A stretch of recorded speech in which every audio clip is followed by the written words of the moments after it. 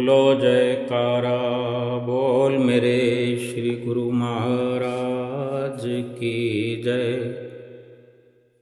सभी गुरुमुख प्रेमियों से सप्रेम जय सच्चिदानंद।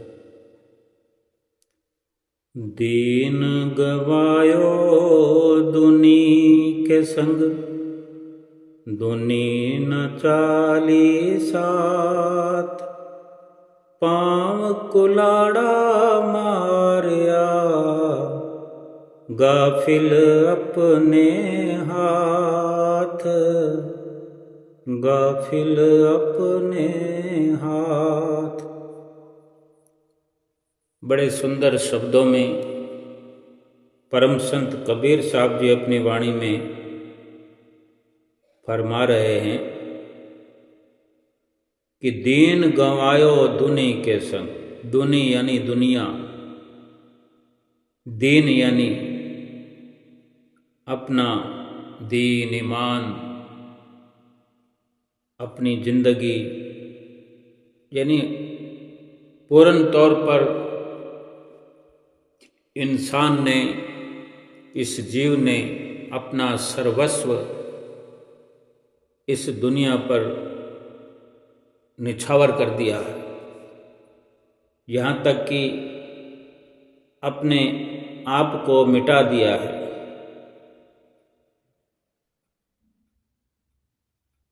लेकिन सच्चाई ये भी है कि जिस दुनिया पर अपना सर्व कुछ मिटाया, सब कुछ दांव पर लगाया,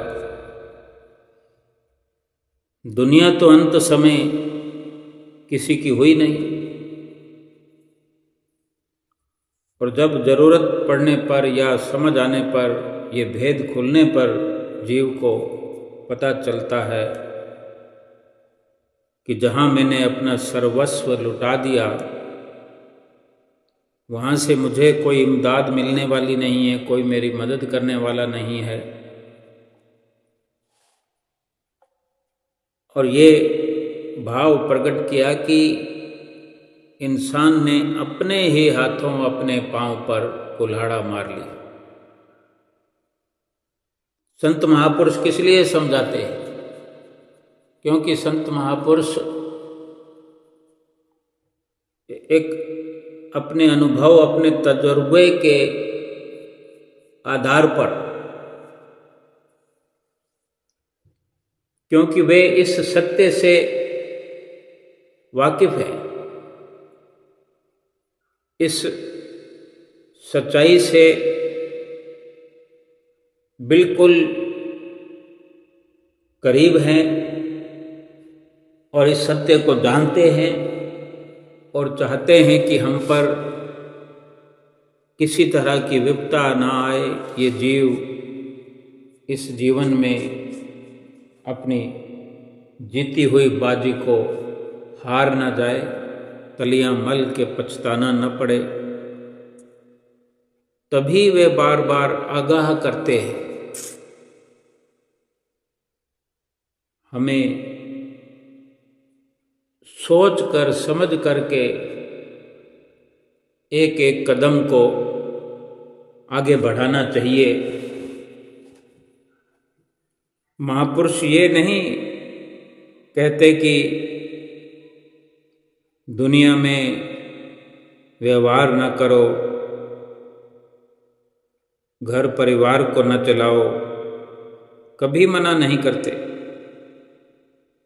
लेकिन वास्तव में दुनिया के अंदर जो इंसान रचा पचा रहता है और इसी के कारण अपनी असलियत को, अपने असली वजूद को भूला रहता है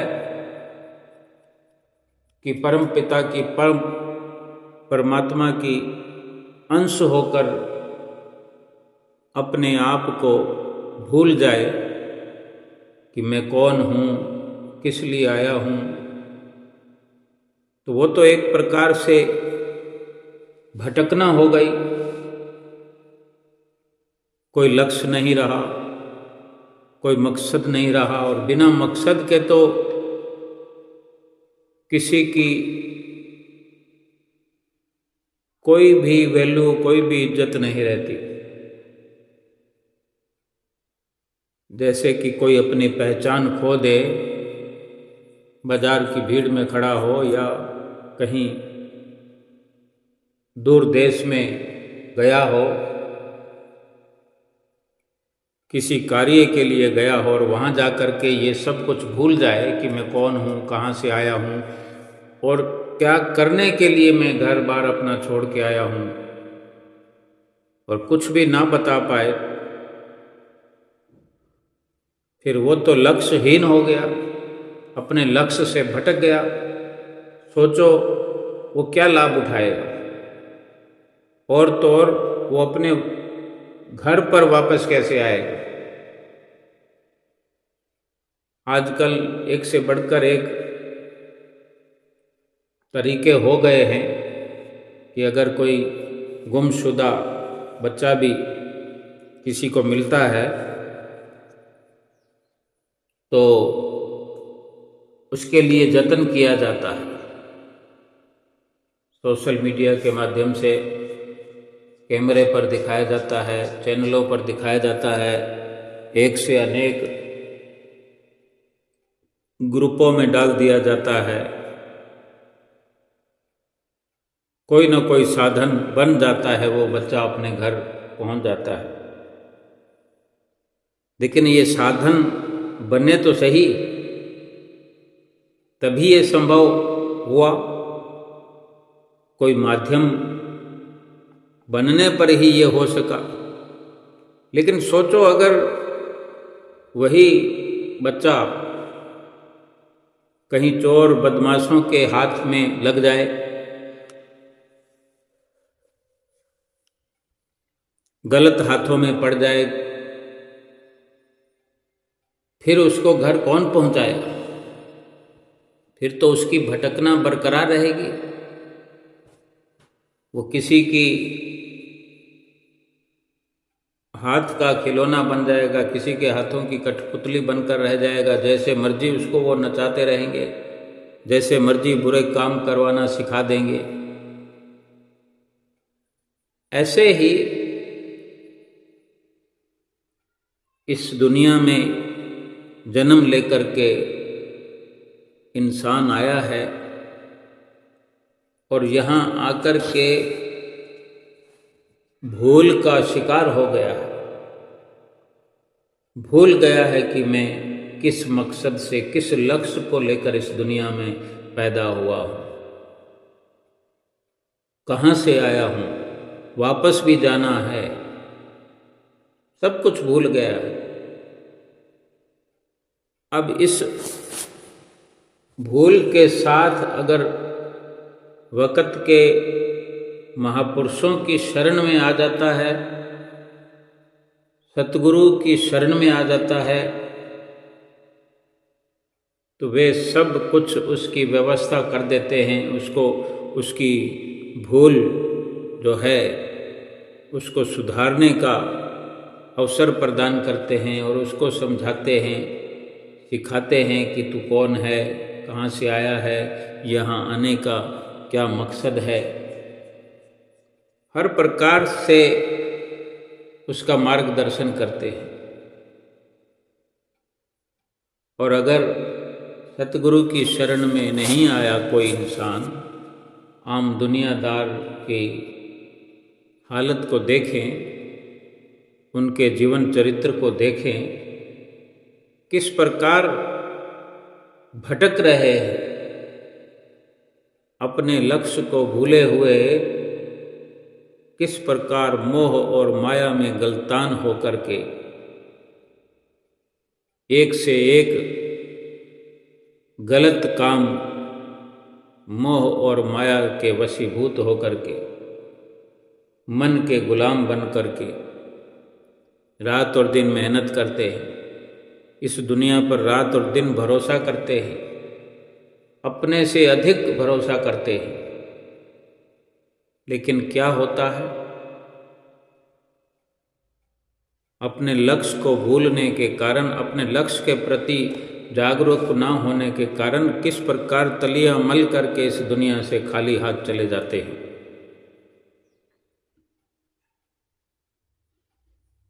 हालांकि एक से बढ़कर एक पदार्थों का सेवन कर रहे हैं, खान पान की वस्तुएं हों, पहनने के एक से बढ़कर एक रेशमी वस्त्र हों, सोने के लिए, आराम करने के लिए मखमली गद्दे हों। महापुरुष फरमाते हैं कि हे भाई, अगर माया के लाखों करोड़ों स्वादिष्ट व्यंजन हो, लेकिन उनको बार बार खाने से, लगातार उनका सेवन करने से भी इच्छा तो खत्म नहीं होती। इतने व्यंजन स्वादिष्ट से स्वादिष्ट खाकर भी तृप्ति नहीं होती। परमात्मा का नाम सुमरन करने से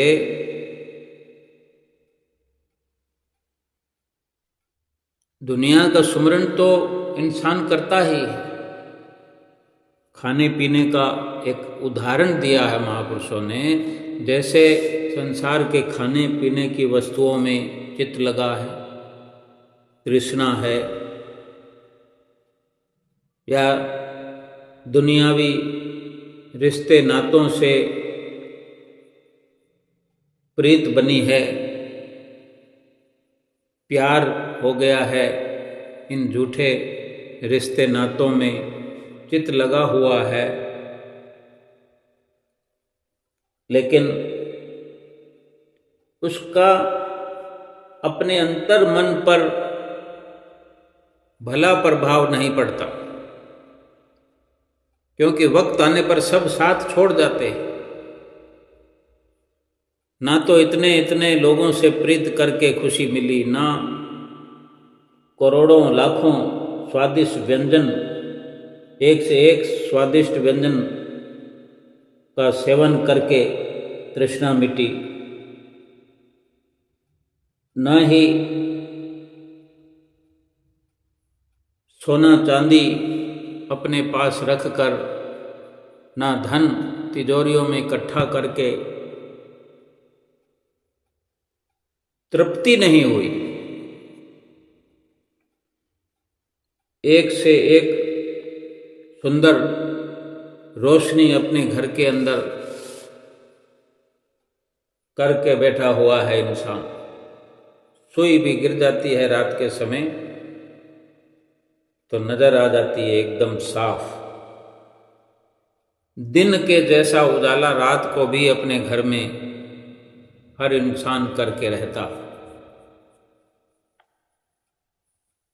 लेकिन फिर भी महापुरुष फरमाते हैं कि परमात्मा के नाम का सुमरन करने से इससे भी ज़्यादा प्रकाश अपने भीतर, करोड़ों सूरज का प्रकाश अपने अंदर दिखाई देने लगता है। इतनी रोशनी अपने अंदर हो जाती है कि जैसे करोड़ों सूर्य उदय हो गए हो। और इतनी रोशनी में, इतने प्रकाश में अंदर वो कीमती पदार्थ दिखाई दे जाता है, अनमोल खजाना दिखाई दे जाता है, जहाँ ज्ञान इंद्रियों की पहुंच नहीं हो सकती। इंसान ज्ञानी तो बहुत है, किताब में लिखा हुआ पढ़ करके कंठस्थ कर लेता है कि शरीर के इस भाग में ये है, शरीर के उस भाग में वो है। हम भी पढ़ रहे हैं, सुन रहे हैं, समझ लिया कि नाम का सुमरन करने से, परमात्मा के नाम का सुमरन करने से अपने भीतर करोड़ों सूर्यों का प्रकाश हो जाता है। तो क्या इस ज्ञान से उस प्रकाश का अनुभव किया जा सकता है। आंख बंद करके देखो, अंधेरा ही अंधेरा नजर आएगा। लेकिन अगर उस सुमरन को अपना नियमित किया जाए, रोज का नियम बनाया जाए, अभ्यास का नियम बनाया जाए, तो जैसे महापुरुषों ने कहा है, अक्सर अक्सर सिद्ध हो जाता है कि वाकई चाहे दुनिया की बाहरी रोशनी कितनी मन को लुभाने वाली क्यों ना हो, उससे तृप्ति नहीं होती, खुशी नहीं मिलती। लेकिन नाम का सुमरन करने से जो भीतर का प्रकाश दिखाई देने लगता है, भीतर के प्रकाश से जब जीव रूबरू होता है, तो फिर बाहर की रोशनी फीकी फीकी लगने लगती है, आंख खोलने को दिल नहीं करता।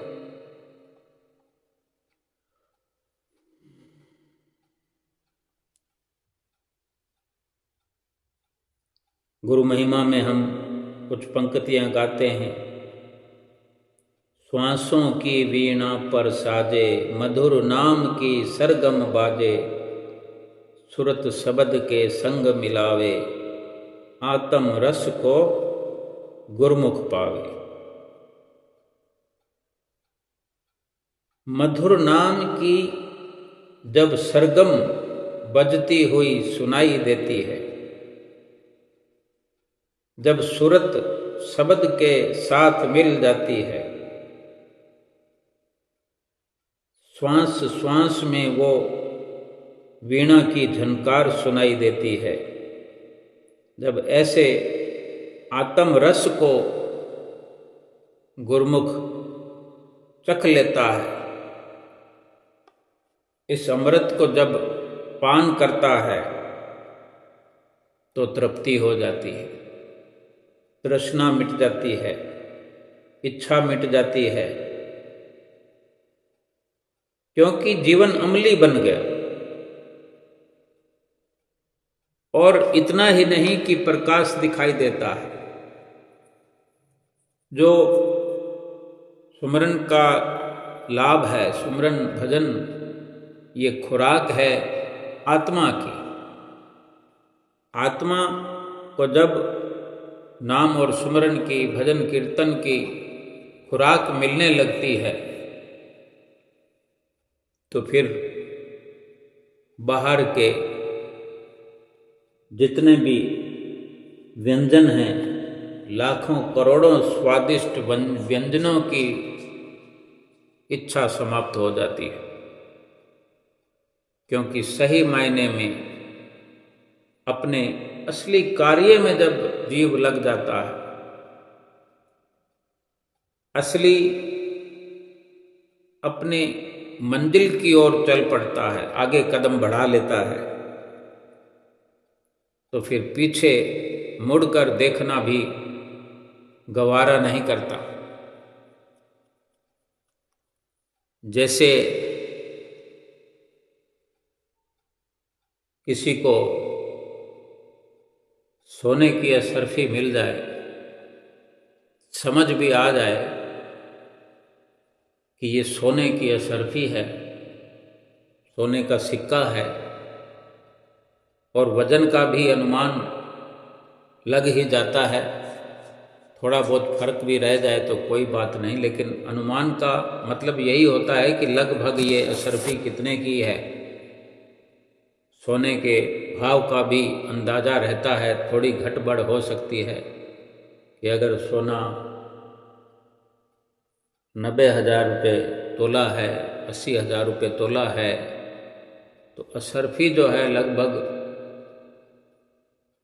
कितने ग्राम की होगी, ये भी समझ में आता है कि 1 तोला तो होती ही है। अब कोई नया रूल निकला हो कि 10 ग्राम की जगह 8 ग्राम की हो, 1 तोले की जगह थोड़ा कम भी हो, तो हजारों की उसकी कीमत तो हो ही गई। अब उसके एवज में कहीं उसी प्रकार चमचमाते हुए ढेर सारे सिक्के पड़े हो, तो ये समझने में देर नहीं लगती कि ये एक अकेली अशरफी भी सैकड़ों सिक्कों से कहीं बढ़कर कीमत रखने वाली है।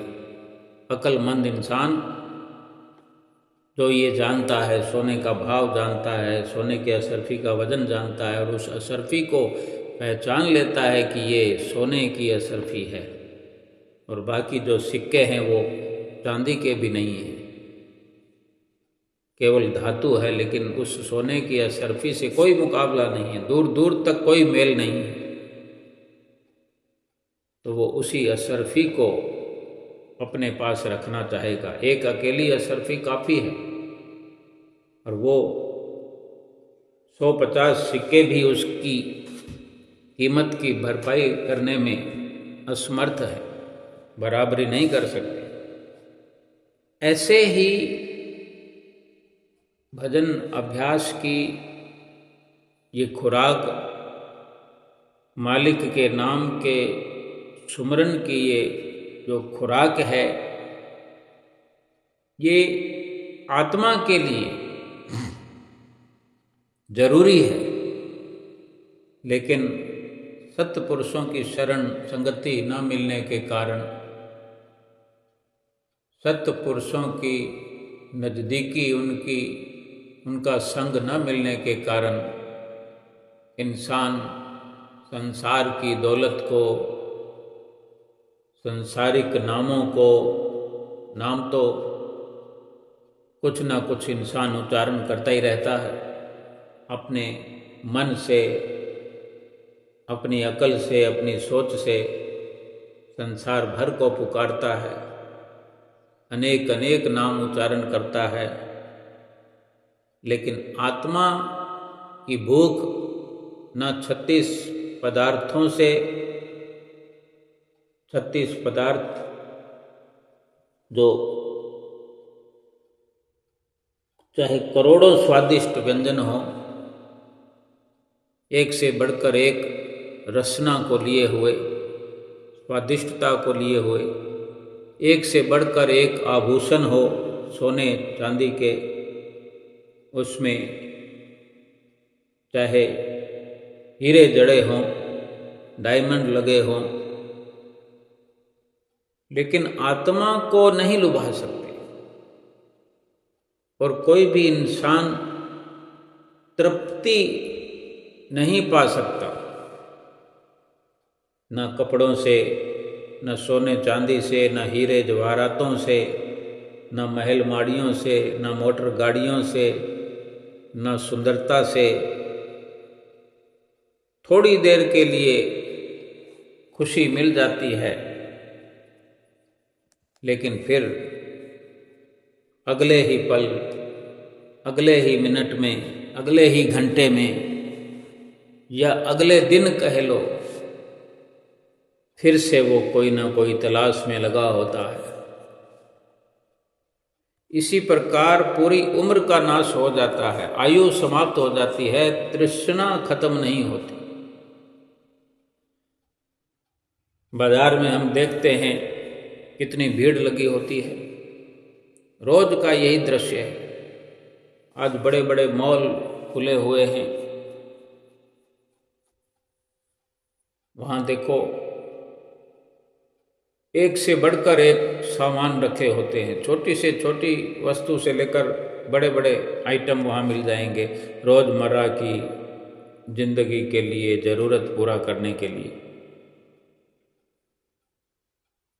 हर कोई उन्हीं में खुशी देख रहा है। पैसा लगा करके, वक्त लगा करके, अपने अनमोल श्वास खर्च करके यही सब खरीदने में, कमाने में सब लगे रहते हैं। पहले सुबह से शाम तक धन कमाने में लगे रहते हैं। एक होड़ सी लगी हुई है, जितना अधिक चाहो कमाओ, कोशिश यही रहे कि अधिक से अधिक हम कमाएं। 2 घंटे ज़्यादा काम करना पड़े, ओवर टाइम करना पड़े, 8-10 घंटे, 12-12 घंटे तो रोज़ का कार्य करते ही हैं। 8-10 घंटे काम करने के बाद में भी 2 घंटे और कोशिश करते हैं कि काम मिल जाए, ओवर टाइम मिल जाए, और मिल जाए तो कर छोड़ते हैं। किस लिए? कि अधिक पैसा कमाएंगे और सुखी हो जाएंगे, संतुष्टि हो जाएगी। लेकिन रोज़ के रोज़ ऐसा परिश्रम करने पर, पुरुषार्थ करने पर भी वो ढाक के 3 पात वाली बात रह जाती है कि कहीं कोई खुशी का नामो निशान नहीं। क्योंकि ये आशा तृष्णा एक बीमारी है जो लग गई है इस जीव को, और ये तब तक लगी रहेगी जब तक संतों महापुरुषों की शरण नहीं मिलेगी। क्योंकि जो वास्तव में ज़रूरत है इंसान को, जो असली कार्य है इंसान का, इस जीव का, उसको भूले बैठा है, अपने आप को भूले बैठा है, जिसकी अंश है उसको भूले बैठा है, लक्ष्यहीन हो गया है, अपने लक्ष्य से भटक गया है। अब इस लक्ष्य की याद कौन दिलाएगा?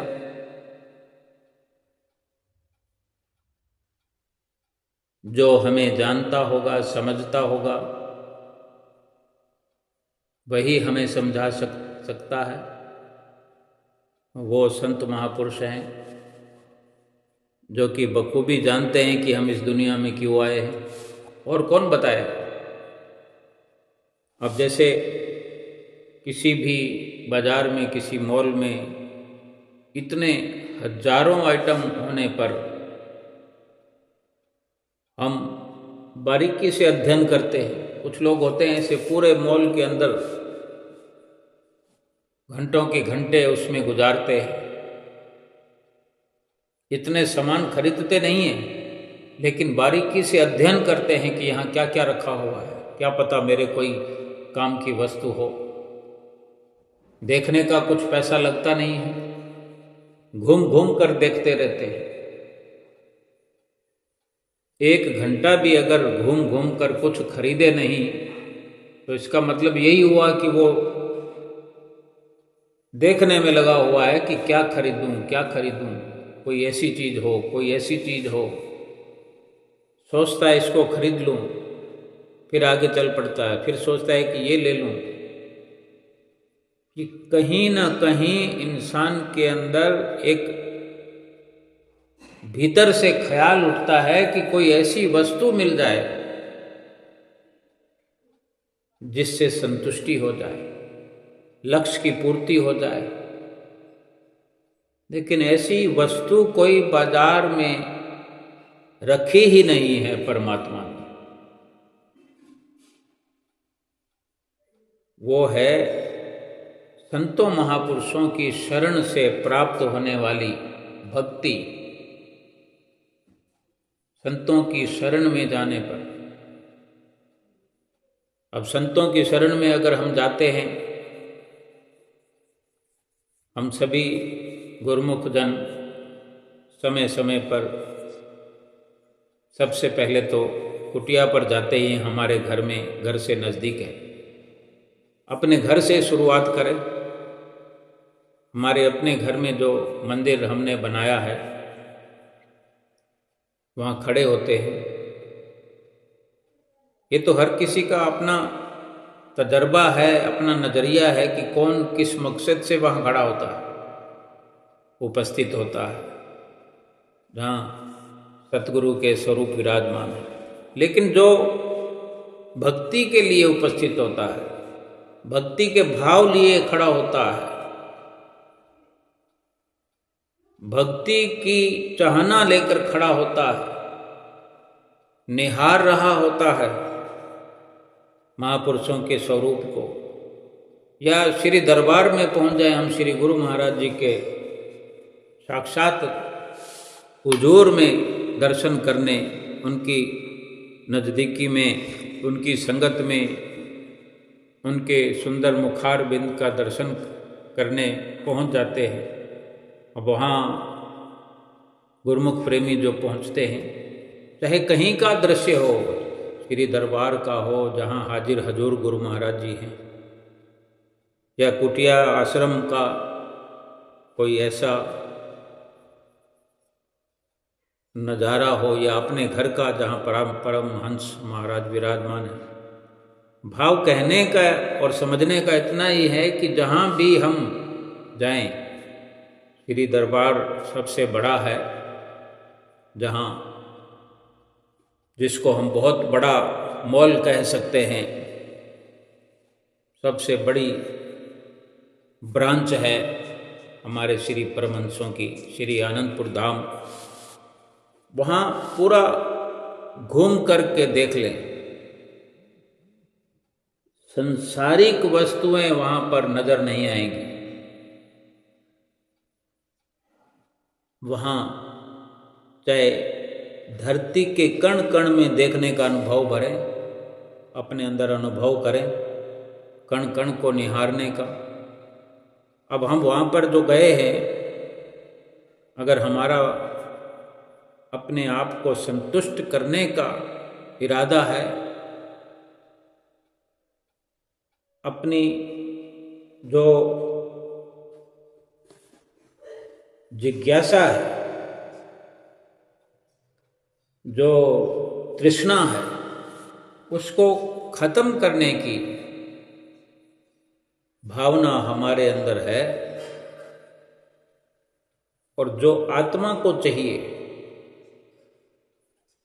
भक्ति की खुराक, नाम सुमरन की खुराक, और इसी भक्ति का इरादा लेकर के ही हम श्री दरबार में पहुँचे हैं। फिर वहाँ पर अगर एक किनारे से लेकर दूसरे किनारे तक बाग बगीचों में, लंगर में, दर्शन हाल में, श्री मंदिर जी में, शांति भवन में, श्री सरोवर में, बस स्टैंड पर, जहाँ भी जाएं हम, सिवाय भक्ति के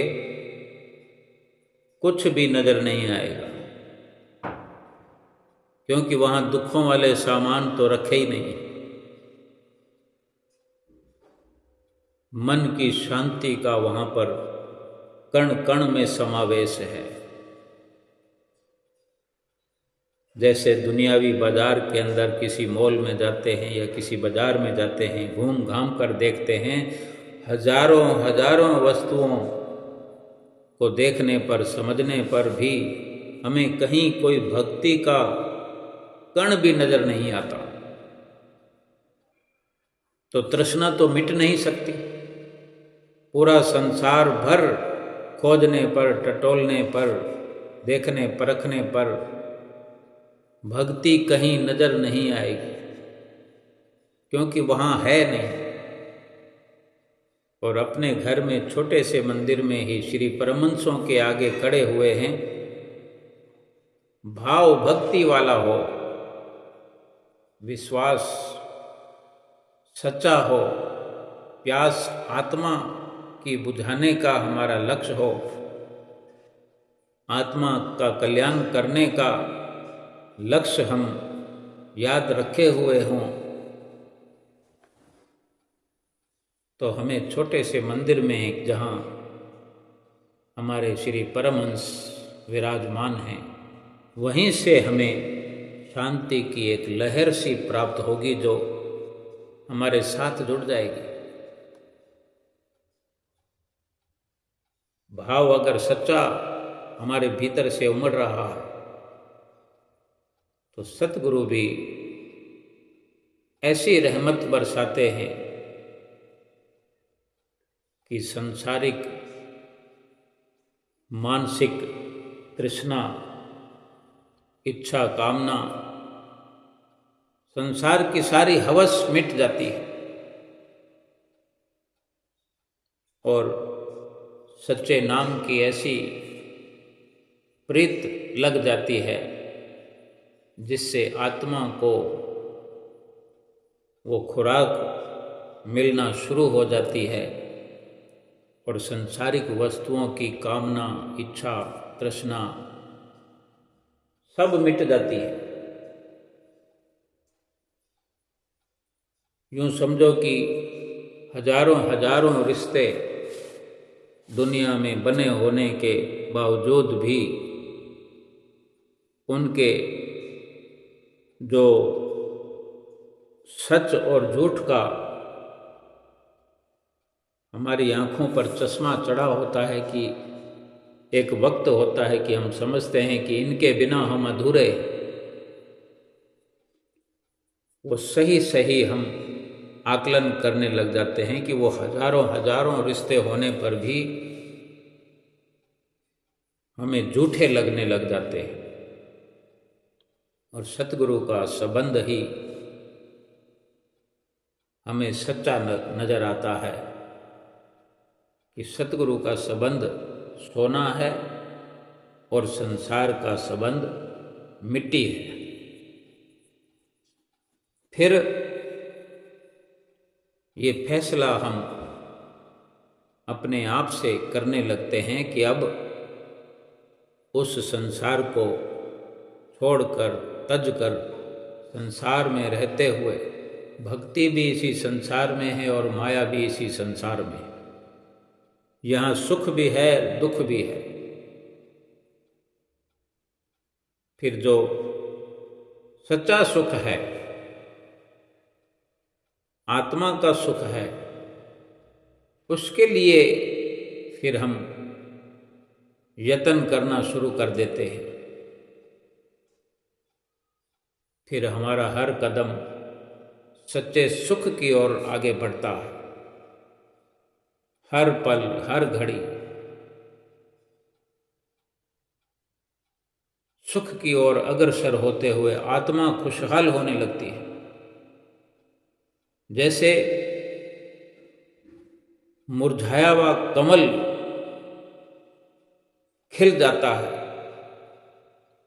ऐसी ही आत्मा की दशा हो जाती है। जो अभी आत्मा भजन भक्ति की खुराक के बिना भूखी है, प्यासी है, मुरझाई हुई है, जाने जन्म जन्मांतरों से भूखी प्यासी है, और उसको खुराक मिलने लगे और वो मुरझाई हुई आत्मा खिल जाए, तो सोचो अपने भीतर कितनी खुशी प्राप्त होगी, कितना सुख प्राप्त होगा, कितना प्रकाश होगा। जहाँ अंधेरा था वहाँ प्रकाश ही प्रकाश हो जाए। बाहर इतना प्रकाश होने पर भी अंधेरा अंधेरा सा महसूस होने लगे, और अपने भीतर अंधेरा होने पर भी प्रकाश की किरण दिखाई देने लगे, प्रकाश महसूस होने लगे। संसार के झूठे पदार्थ, झूठे रिश्ते नाते, हजारों लाखों करोड़ों की दौलत, महल माड़ियाँ, ये सब क्षण भंगुर नाशवान प्रतीत होने लगे, और भीतर तो कुछ भी नहीं है। लेकिन एक यकीन हो जाए, एक विश्वास हो जाए कि यहीं असली खजाने भरे पड़े हैं, असली प्रकाश भरा पड़ा है, असली सुख भरा पड़ा है। इंसान अधिक से अधिक यहाँ धन कमाता है, सारा सारा दिन लगा रहता है, कोई कंप्यूटर में लगा है, कोई कलम दवात में लगा हुआ है, कोई मजदूरी में लगा हुआ है, कोई किसी प्रकार का व्यापार कर रहा है, कोई किसी प्रकार का व्यापार करता है। रात और दिन भर उस कार्य को करते करते करते करते इतने आदी हो जाते हैं कि रात को सोते हुए भी वही विचार रात भर चलते रहते हैं। जब जब आँख खुलती है तो वही सब याद आता है। अपने आप को वहीं खड़ा हुआ देखते हैं जहाँ दिन की कार्रवाई में थे। कभी दुकान याद आती है, कभी ग्राहक याद आते हैं, कंप्यूटर वालों को कंप्यूटर में होता हुआ हिसाब किताब नजर आने लगता है। क्योंकि उसमें रचे पचे होने के कारण। तभी तो महापुरुष फरमाते हैं कि रात गवाई सोए कर और दिन गवाया खाए, हीरे जैसा जन्म था और कौड़ी बदले जाए। ये जन्म तो हीरे जैसा था, लेकिन कौड़ियों के बदले इसको इंसान जाया कर रहा है।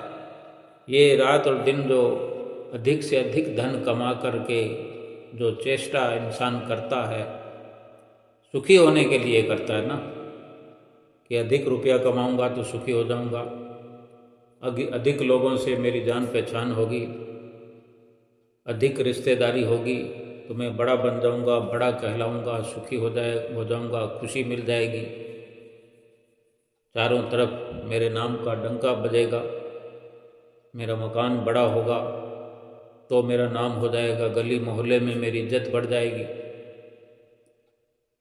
क्या वाकई ये सही विचार है इंसान का? कोई हुआ है सुखी आज तक? आज की तारीख में हम विचार करके देख सकते हैं, जो सबसे अधिक धन वाला है इस दुनिया में, अनुभव करके देख लें, क्या वो सुखी है?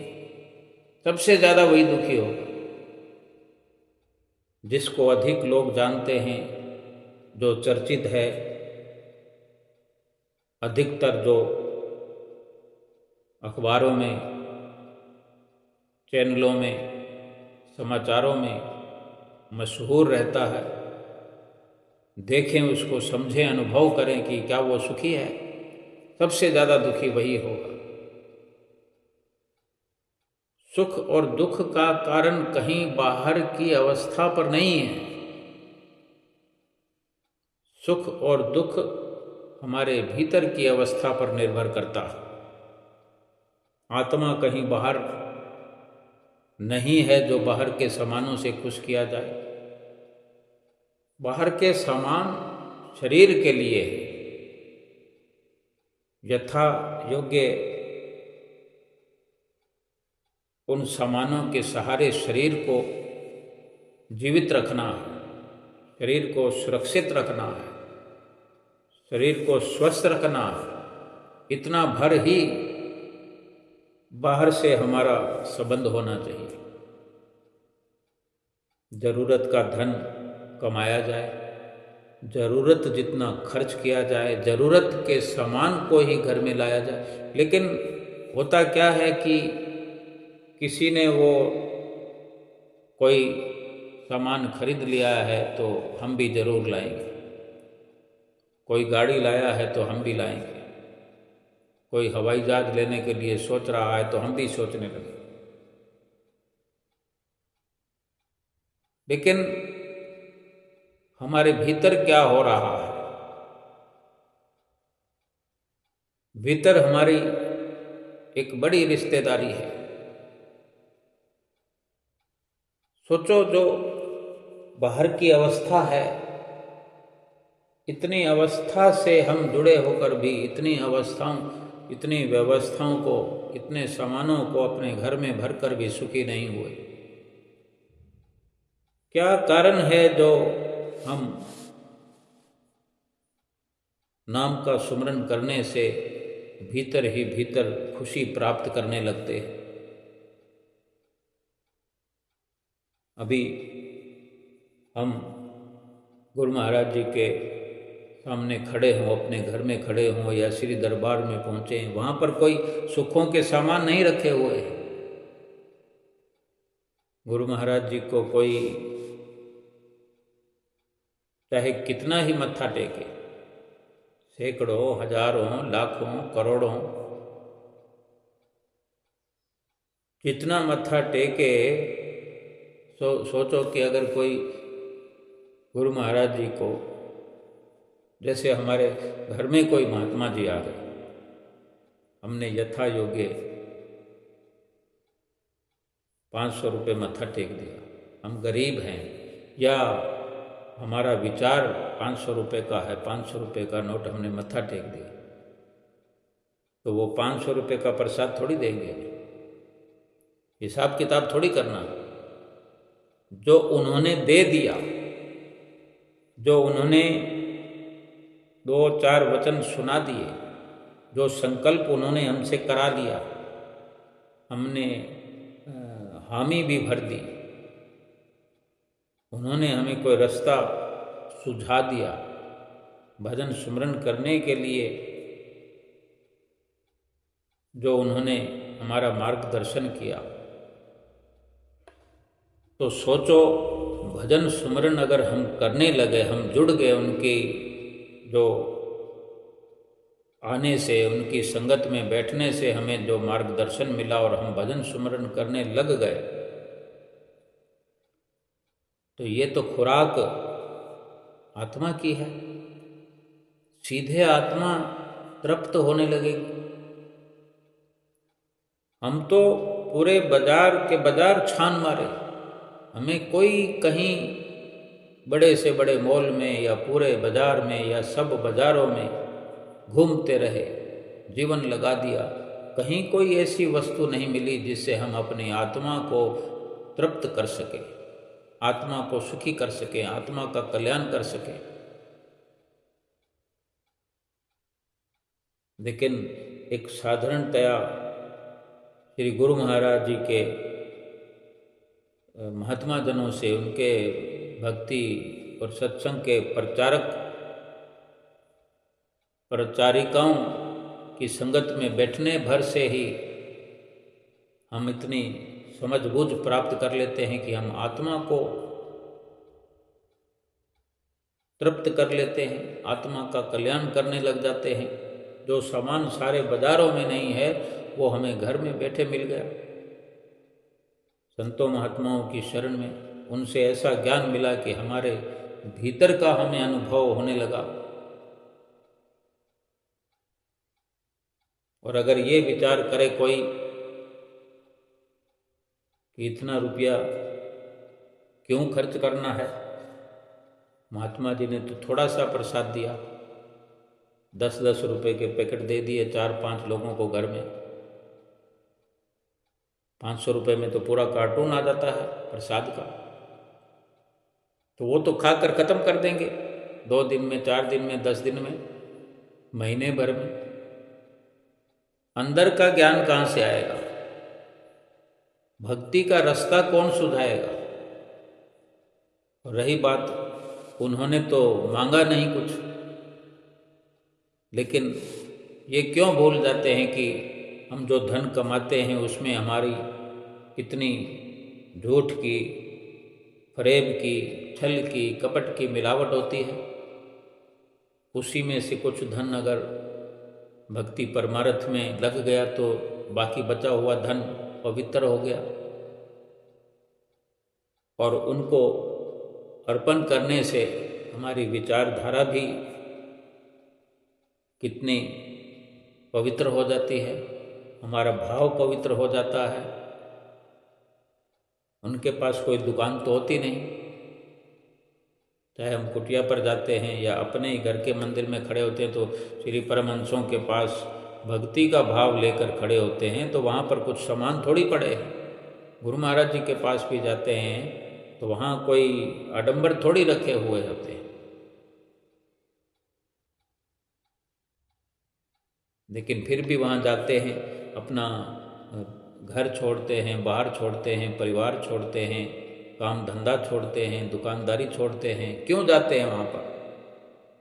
भक्ति का भाव लेकर जाते हैं, भक्ति की प्राप्ति के लिए। तो फिर इसका मतलब है कि ज्ञान तो है,